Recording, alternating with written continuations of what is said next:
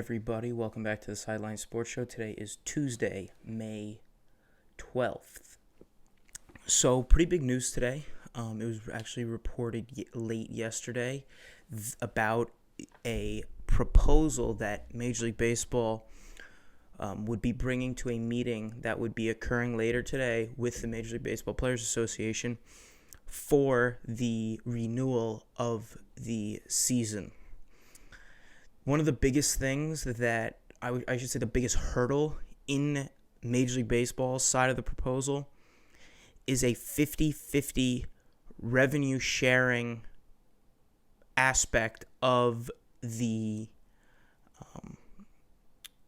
of any income or any revenue that is made. So more or less, the Players Association would get 50% and teams would get 50%. That, in a way, players would probably be making less because they'd be only sharing, or they'd only be getting the 50% of the 50% of the revenue split between 26 or at this point we're not sure if rosters are going to be expanded beyond the normal 26 that would have been in place for the season. Obviously, last year to this year there was an adjustment in that there could be 26 players on a roster.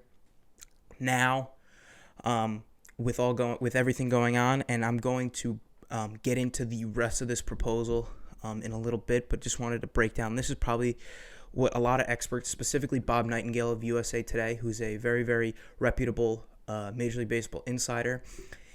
It's what him and a lot of other insiders are saying is probably going to be the biggest drawback towards a deal being reached, is this 50-50 revenue sharing idea.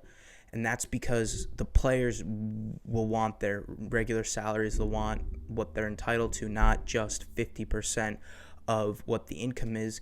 And Major League Baseball's argument is that they're going to be losing 40% of the revenue as a whole without fans, because that includes concessions and other things. As we saw yesterday with the NBA, how the report, how the fact was that 40% of their revenue comes from fans.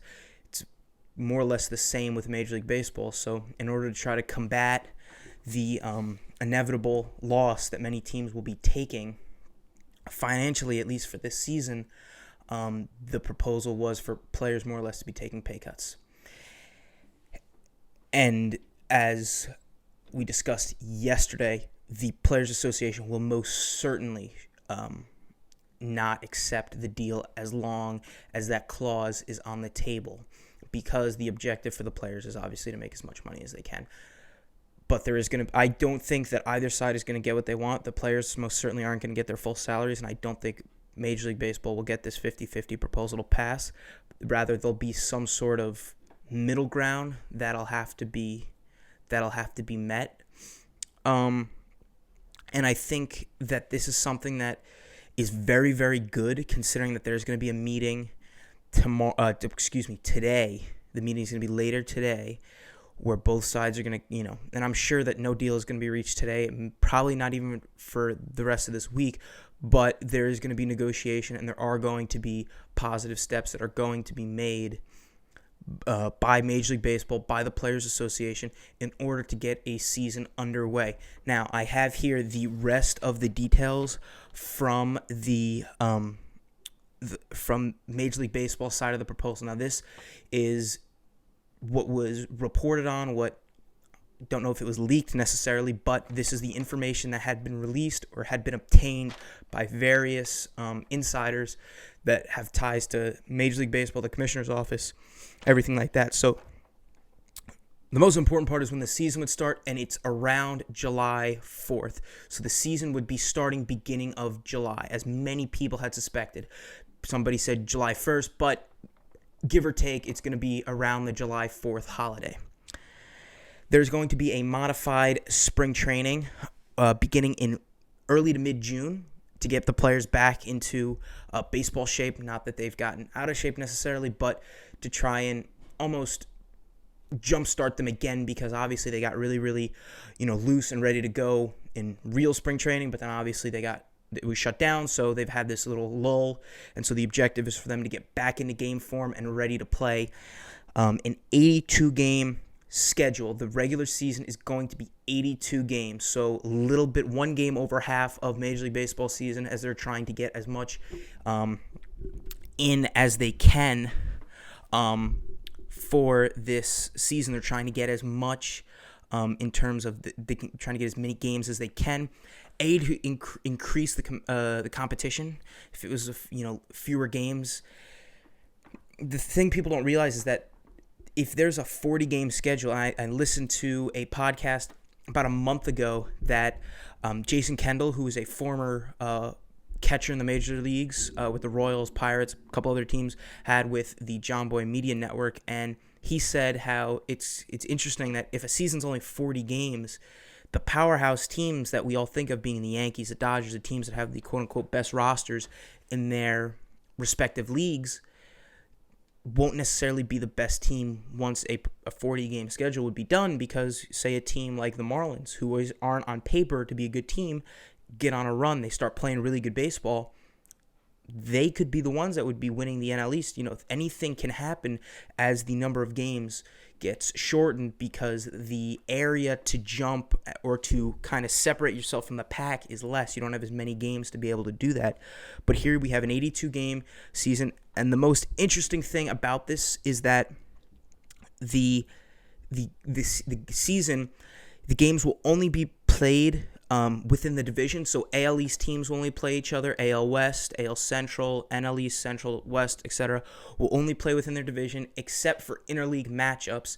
And the interleague matchups are the AL East to the NL East, the AL East to the NL East, AL Central to the NL Central, and then the AL West to the NL West, trying to keep teams in a particular area so that you're not taking people from New York, flying them all the way out to California, and then potentially, it's baseball's way of kind of quarantining players while also allowing the competition and teams to have, there's no report that they'll be playing in home parks, but I'm going to be assuming, because that's the only information we have. So right now I'm going to make the assumption that teams will be playing in their own ballparks without fans. And we touched on that. We actually highlighted that a lot in yesterday's episode, how fans kind of have an important role in sports. But yeah, that's pretty much Major League Baseball's proposal. They also, as reported by, I believe, Richard Justice, who's another insider, the playoffs will be 14 teams. There will be 14 teams in the playoffs, so a little under half of the teams will make the playoffs, and we'll kind of just see what happens. It's getting really exciting as this is becoming a possibility, and I just wanted to highlight that when I said 14, that's 2 extra teams per league. In years past, traditionally, Major League Baseball has had 5 teams per league make the playoffs, so the top 10 teams would make the playoffs. Now, obviously, they're opening up, so I'm going to make an assumption that you're going to have the winners of each division, and then 4 wild card teams. So it's going to be interesting to see, because I don't know if they're going to do the top 2 teams in each division make the playoffs with 1 wild card, or the top 3 teams with 4 wild cards. Because if you get a competitive division, like, for example, I'm going to use the AL East, because who knows really what's going to happen. If you get a team like, I'm trying to think of a good one. We'll use the AL West, because they have. So you have the AL West. You have the Astros. You have the Athletics, who made a run last year, and you have the Rangers, who got a lot better in the offseason. If those 3 teams, it depends what format they use, because if those 3 teams have better records than the rest of the division, that means that there's only going to be 4 from. It'll be interesting to see how it's formatted, because if you have a super powerhouse division where every team is finishing above 500 or with really good records, that could really affect teams that finish in second place in some of the divisions that are more lopsided, and vice versa. So you get an AL East where the Yankees are probably the best team on paper, and you get the Rays, or the top 2 teams.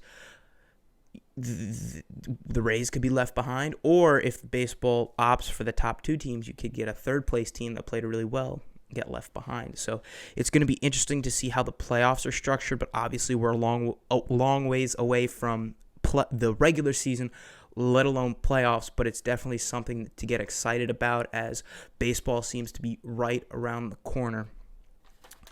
In other news, once again regarding baseball, for anyone who's not aware, baseball is not an Olympic event. It was removed from the Olympics a couple years, I want to say 15 years ago. I think 2006 was the first World Baseball Classic. Yeah, right around 15 years ago, it was no longer an Olympic sport. And so the World Baseball Classic, which is more or less the Olympics just for baseball, became a thing. And it's was supposed to be in 2021, but it has been canceled. So there will be no World Baseball Classic in 2021. It has instead been moved to 2023. And obviously this is all because of the coronavirus and the pandemic.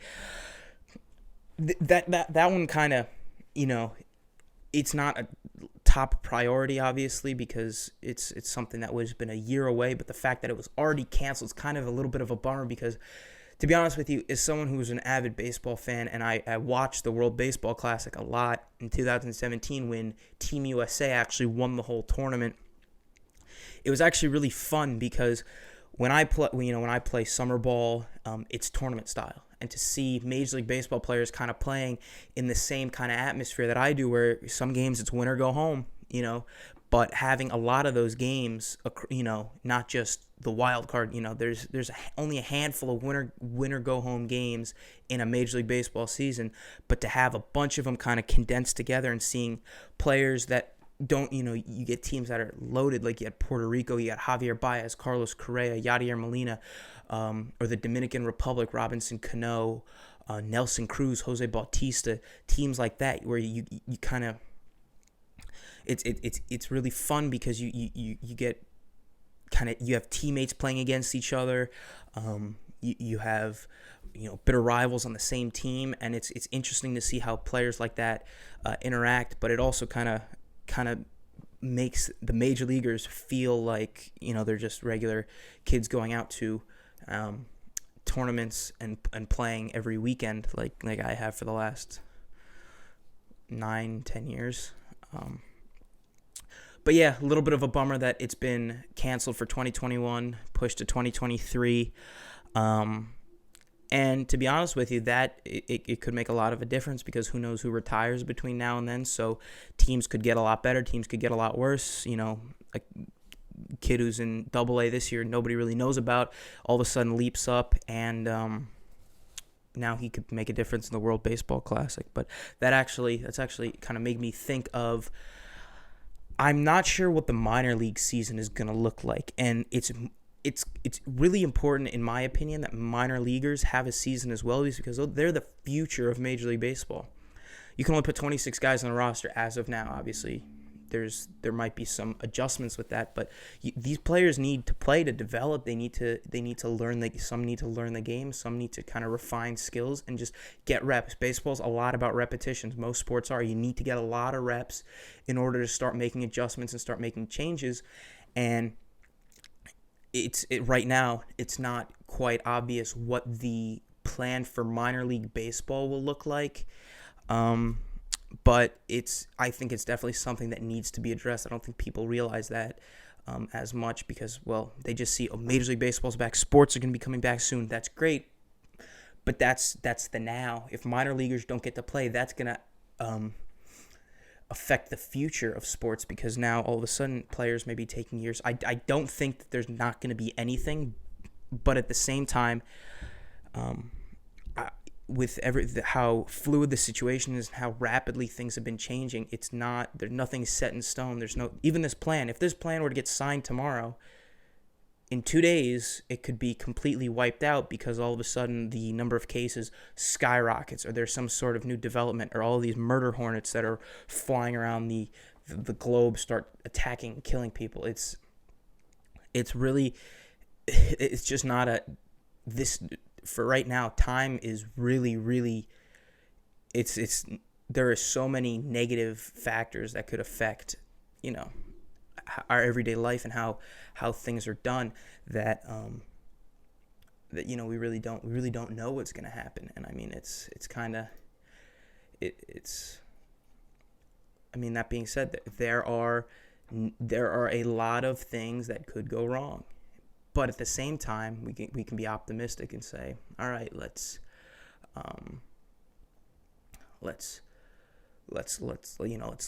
move on and let's try and be optimistic and be positive. The last little bit I want to touch on Major League Baseball is an interview or a conversation that occurred with a National League official.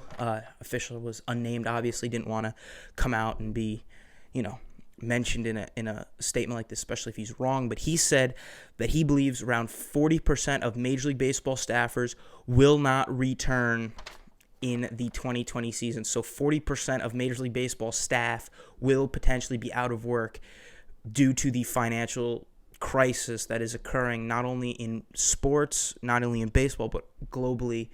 Obviously, there's a lot of economic concerns as we continue to have certain industries shut down. It's not having a good effect on specifically sports, hence why there's the 50-50 proposal by Major League Baseball. And if 40% of Major League Baseball staffers are cut, then that's obviously something that is not going to be good. Those not only does that not help unemployment I believe is at its highest since the recession. I read something or I saw something on the news that any progress we made in the last 17 years has been wiped out in terms of unemployment. The numbers are back up to where they were 17 years ago, and it occurred in a matter of months as the coronavirus kind of skyrocketed and the problem started to take off. I know I'm kind of jumping around here, but I'm starting to think of things. Is that I saw this and I didn't talk about it in any podcast. The Major League Baseball draft, I believe, is going to be shortened to 5 rounds. To me, I don't see why. You have a 40-round draft, but I believe it makes sense that it's 5 rounds because you didn't get a whole season of college athletes, you didn't get any season for high school athletes. So I think it makes sense to kind of cut the draft short, because otherwise, if teams are just going to be grabbing people for 40 rounds that they've absolutely no idea about, and it's a risk it's detrimental to players, but at the same time, it's protecting Major League Baseball as it's allowing them to kind of, for example, the Vanderbilt, everyone knows that the Vanderbilt shortstop, why am I blanking on his name? Oh my goodness. Austin Martin. Austin Martin is probably thought to be the number 1 overall pick. A couple of high school players were projected in the top 10. Not sure if they're going to be going there. At the end of the day, if a team has scouted a high school player enough that they were going to take him number 1 this spring, I don't think it really mattered what he did in his high school season. So the fact that it wasn't there, That being said, I do one of the a player from the Westchester who I train with. I work out at the same facility as him, who's actually been scouted. His name he's committed to go to Boston College. He was a little disappointed because his draft stock, he didn't get to play his senior year, and with the draft being shortened, the chances that he'd be selected were or probably slim now, because I believe he was probably going to go. They were talking the teens round, and this is just all hypothetical. This was just all guesses. People weren't quite sure, but he was supposed to go relatively high up where he would get a decent signing bonus. Not sure he would sign anyway, but still, the chances of him getting signed now, or drafted for that matter, are probably a little bit slimmer because there are a limited number of drafts. I'm not sure if the draft is going to have compensatory picks like it traditionally does. So for people who aren't quite familiar with the Major League Baseball draft. I'll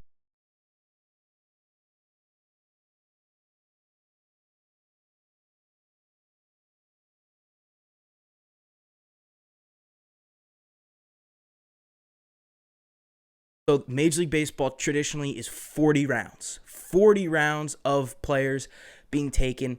Now, obviously it's been shortened to 5, so I don't know how it's going to work, but let's pretend we're still in a 40 round selection. So, like every other draft, the first round occurs. So the first round is 36 selections. Round 1 is 36 selections, so teams take their picks, whatever. Now, instead of going to the second round, it is called the supplemental first round.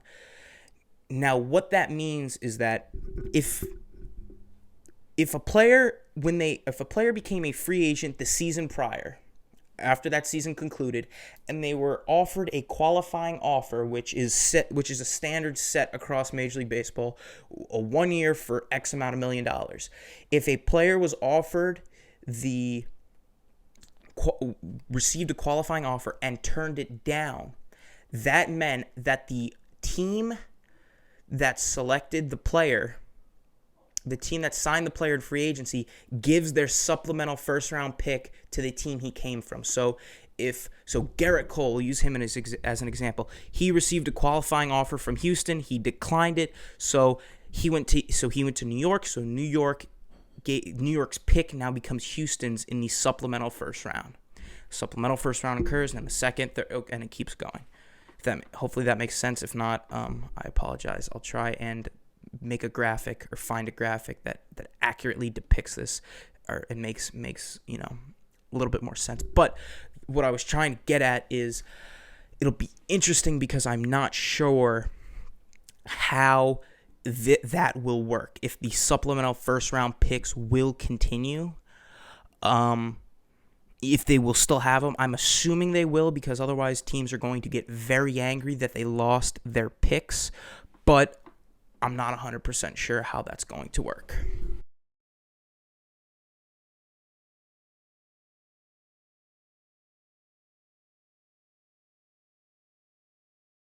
Baseball, there was some news. I know there are other sports other than baseball, but I'm a baseball guy, so the little bit of NFL news. Tua received just signed with the Dolphins. He signed his rookie contract, 4 years, $30-something million. And I believe all that money is guaranteed, and there's a team option for the 5th year. So what that means is if the team wants to bring him back, they can bring him back. If not, they can say get lost. But for the time being, I believe all $30 million that Tua received will be guaranteed, and that will make him a very, very highly paid man. I don't know if I'm the Dolphins. I'm not sure if I'm making that signing necessarily for that much money. That's a very pricey investment for a kid who has a lot of talent on paper, but the problem is he can't seem to stay on the football field, and to me that's a drawback. I mean, I didn't see him going 5th overall. I honestly believed all the reports that were coming that he would fall because of his injury history, but that's why I'm not an NFL executive, an NFL insider, because, well, I don't know any better. So, personally, the Dolphins are trying to lock up their franchise quarterback. They have him for at least 4 years, and they decide if they want to bring potentially 5, and it's on their terms that they can bring him back for 5. So if he's absolutely atrocious, tell him to get lost. But I believe that $30 million is guaranteed, so Tua will be making a lot of money from the Miami Dolphins over the next 4 years. Second, there was another report coming out about the whole Tom Brady everyone was saying he didn't get along with Bill Belichick, but now it's starting to come out that Tom Brady had a bad relationship with offensive coordinator Josh McDaniels. McDaniels was the offensive coordinator, and this article that was written by Gary Myers, who's an NFL columnist, said that Among reasons Tom Brady left the New England Patriots in free agency was his deteriorating relationship with offensive coordinator Josh McDaniels. He said Tom was worn out by Josh after all these years, and also noted Brady wanted more input in the game plan. So Brady wanted to have more of a say as to what the offense would be doing on a game-to-game basis. And I guess that McDaniel was not willing to kind of loosen the reins. McDaniel's been in New England for, I believe, 8 years. I think he was a position coach, and then he became the offensive coordinator. I think he was, and I think he was with them beforehand as a quarterback coach. Not quite. I'm not too familiar with. Not quite sure with his status, how long he's been there. And I mean, they have had their disputes on television. There was in 2016 or 17, McDaniel and Brady were having a huge argument on the sidelines. Brady in the end apologized, but I think that's kind of what he had to do, or what he was told to do, because in situations like that, it's usually the player. The player's a rung below the coach, but when you're talking about one of the greatest of all time, I don't necessarily know that Josh McDaniel can say that he is more important than Tom Brady. But that is besides the point. More drama. People are trying to milk everything they can out of Tom Brady leaving New England. But as a Bills fan, I'm really happy. That means the AFC East right now is the Bills have a very good shot. I can't say it's the Bills to lose, because being a Bills fan, it's very, very probable that they could somehow screw this up. But on paper, they do have a very good team, and I'm actually very optimistic. I think that they did a fantastic job in trading for Stephon Diggs, and I think they did a pretty good job on the draft. Now, something that has been ongoing for a long time is the fact that Cam Newton is still a free agent. Cam Newton has not been signed by any teams, and it doesn't appear that there is any market for Cam Newton either, as many teams already either have their quarterback and backup quarterback. My Bills were listed as a team that could potentially sign Cam Newton, and in an interview on the Pat McAfee show last week, Lorenzo Alexander, who's a retired Buffalo Bill, he retired after last season, was a captain, played there for 3 years, said that he does not see it happening, reuniting between Sean and Cam Newton. And he specifically said that Cam is too flashy for the culture that Sean McDermott is trying to build up in Buffalo. And I mean, it's pretty evident that McDermott's trying to just build a hard-nosed, rugged football team, kind of hard hat, lunchbox type team that just comes in ready to work, and you check your ego at the door. Everyone's on the same level, whether you're the quarterback or you're the guy who snaps the ball to the quarterback, or you're the guy who practices with the guy that snaps the ball to the quarterbacks. Everyone is just as important, and nobody is above anyone else. And I think Cam Newton is obviously known for being flashy on the field, but he has said that he would tone it back just to be able to play. Cam Newton's a great quarterback. Cam Newton's got a lot of upside. I believe he's only 30 years old, so I mean he does have a lot left in the tank. Everyone anticipated him going to Washington following old coach Ron Rivera. Obviously, he goes and takes Cam Newton's backup, Kyle Allen, with him up to Washington. So I don't really know why there's no market for Cam Newton. Cam Newton is obviously a very talented quarterback, has had a lot of success, was an MVP not too long ago. But it's really interesting to see how teams are kind of just rolling with what they got. If he's too flashy for the Bills, I sure as heck think he's too flashy to be up in New England, where arguably the team that needs a quarterback the most. You also have Mitch Trubisky and the Chicago Bears, but that doesn't seem to be getting any traction. New England seems to be going that Jarrett Stidham is their guy, and teams really seem to be having their quarterbacks. And the last few years have been quarterback heavy drafts. Between 3 drafts ago, Josh Allen, Baker Mayfield, Sam Darnold, Lamar Jackson, that was a quarterback-heavy draft. This year, between Jalen Hurts I don't know why he's in Philadelphia, why they drafted a quarterback in the second round in an attempt to make him a Taysom Hill. That doesn't make any sense to me. It doesn't make a sense to a lot of people. Why would you take him in the second? Like, a Taysom Hill I believe he was undrafted, waived a couple of times before the Saints said, yeah, we'll take a flyer on him, and then he turns out to be probably one of the most versatile players in the NFL. You didn't see the Packers, I believe, take him. You don't see the Packers going out there taking their second round pick on a guy that they're gonna experiment with. That's a 6th, 7th round pick, an undrafted free agent, a 6th pick at the highest, in my opinion. I also,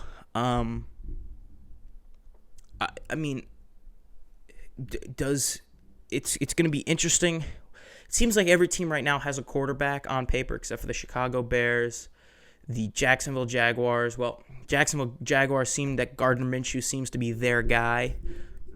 Okay. And Dallas, the Cowboys. Nobody knows what's going on with Dak Prescott and the Dallas Cowboys. It seems less and less likely that Dak Prescott will sign the franchise tag, which I'm not sure what that means for the Cowboys. I'm assuming that if Dak wants to get paid, and Dak, I think, deserves to get paid for all he's done coming in, filling Tony Romo's shoes, and kind of doing a lot better job than many people predicted.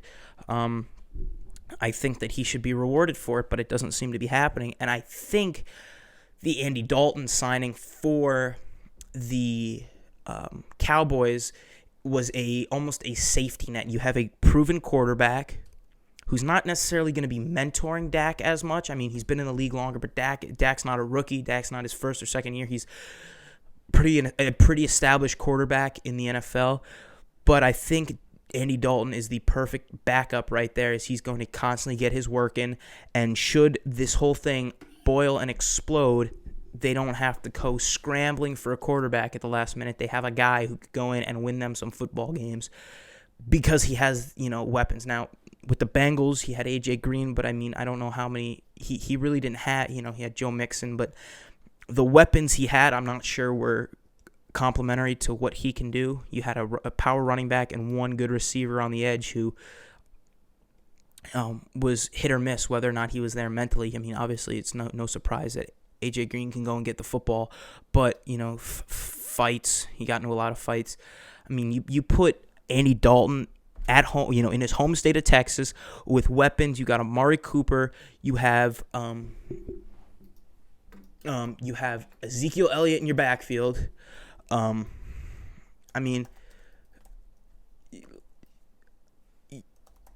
don't see how it can get much better. I mean, they drafted CeeDee Lamb, so they have CeeDee Lamb, Michael Gallup on the edge, Amari Cooper still going and getting it. I mean, I think the Cowboys have a very, very formidable and very potent offense that can go out there and get it. And obviously, their offensive line is probably one of the best in football. So I think Andy Dalton has a lot of room to succeed. But obviously, it's Dak's job at the end of the day. And it'll be interesting to see where this whole salary thing goes. And we will really have to see what happens. But that's really all the news I got for today. I mean, there's not, like I said, the biggest thing. That's all we got for today. The biggest news was the Major League Baseball plan. If more news breaks before I upload this video, I will most certainly record what happens. I will record it. I will put it into this video. You probably won't even know that I didn't record it, but that is going to do it for today, Tuesday, May 12th. Thank you guys so much for watching, and this has been the Sideline Sports Show. I hope to see you guys tomorrow. Have a good day.